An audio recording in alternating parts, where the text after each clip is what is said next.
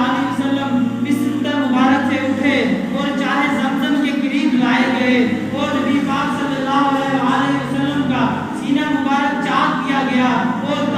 امام حکمت کا ایک پرشت اس میں اڑیل دیا گیا، پھر سینہ مبارک کو درست کر دیا گیا اور پھر اس کے بعد جیسے نبی کریم صلی اللہ علیہ وسلم حرم پاک سے باہر تشریف لائے تو ایک سواری موجود تھی، ایک سواری تیار کر کے کھڑی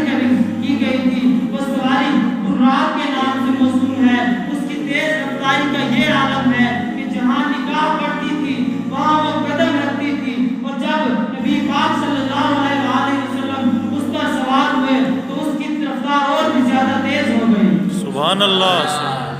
جب نبی کریم صلی اللہ علیہ وسلم مسجد بیت اللہ سے نکلے اور مسجد